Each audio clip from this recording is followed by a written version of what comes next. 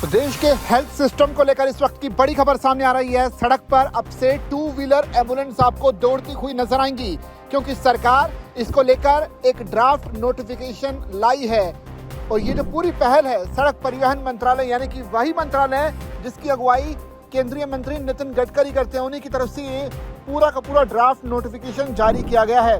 Two wheeler ambulance को लेकर अब नए नियम जारी किए गए हैं, क्योंकि देश में हेल्थ सिस्टम को सुचारू रूप से चलाने के लिए एम्बुलेंस की जरूरत है। और ऐसे में अब टू व्हीलर पर यानी कि बाइक पर भी एम्बुलेंस की व्यवस्था की जाएगी। सड़क परिवहन और राजमार्ग मंत्रालय की तरफ से देश में टू व्हीलर रोड एम्बुलेंस के लिए नए नियमों का ड्राफ्ट नोटिफिकेशन जारी किया गया है। इस नए फैसले से पतली गलियों और भारी ट्रैफिक वाले इलाकों में मरीजों को तुरंत आपातकालीन चिकित्सा सेवाएं देने वाली टू व्हीलर एम्बुलेंस व्यवस्था में सुधार होगा।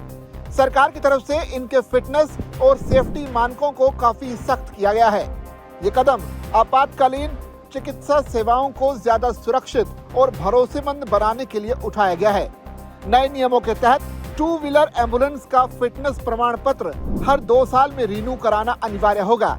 इसके अलावा 1 अक्टूबर 2026 से वार्निंग लाइट और 1 अक्टूबर 2027 से L2 कैटेगरी की टू व्हीलर एम्बुलेंस के लिए नए AIS 209 सेफ्टी मानक लागू किए जाएंगे। सरकार की तरफ से जारी ड्राफ्ट नियमों के मुताबिक टू व्हीलर रोड एम्बुलेंस की सुरक्षा जांच के लिए केंद्रीय मोटर यान नियमावली 1989 के नियम 62 में नए प्रावधान जोड़े गए हैं। अब गाड़ियों के फिटनेस निरीक्षण के दौरान इन सुरक्षा पॉइंट्स की गहन जांच की जाएगी। पहला, रोगी यूनिट की मजबूती, क्योंकि एम्बुलेंस में लगी पेशेंट यूनिट और ब्रैकेट में किसी तरह का ढीला बोल्ट, दरार या ढांचागत नुकसान नहीं होना चाहिए। दूसरा, साइड यूनिट समेत सभी पहियों, टायरों और रिमों की स्थिति अच्छी होनी चाहिए ताकि गाड़ी का संतुलन बना रहे। इसके अलावा गाड़ी पर लगी फ्लैशिंग लाइट या बीकन लैंप पूरी तरह से चालू स्थिति में होने चाहिए। साथ ही मरीज को ले जाने वाला स्ट्रेचर सुरक्षित रूप से फिक्स होना चाहिए और लॉकिंग मैकेनिज्म सही से काम करना चाहिए।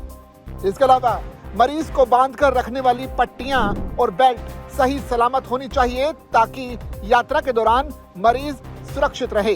साथ ही स्ट्रेचर को चढ़ाने और उतारने की प्रक्रिया बिना किसी रुकावट के सुचारू रूप से होनी चाहिए।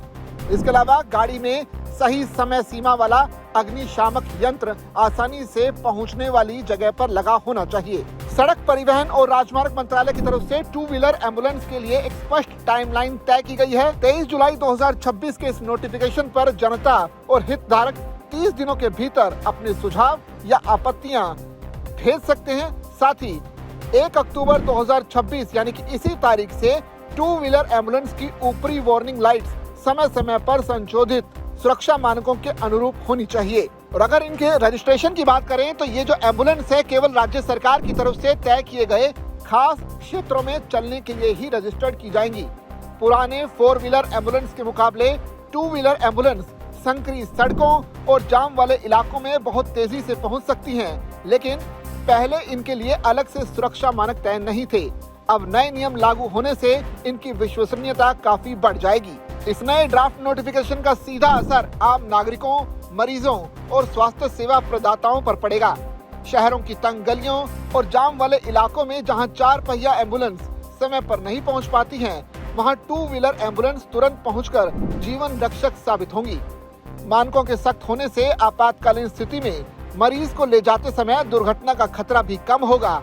स्ट्रेचर लॉकिंग और पेशेंट बेल्ट अनिवार्य होने से झटके या असंतुलन से मरीज को चोट नहीं लगेगी। इसके अलावा राज्य सरकारों के तय इलाकों में ही रजिस्ट्रेशन होने से जरूरत के हिसाब से एम्बुलेंस सेवाएं उपलब्ध कराई जा सकेंगी।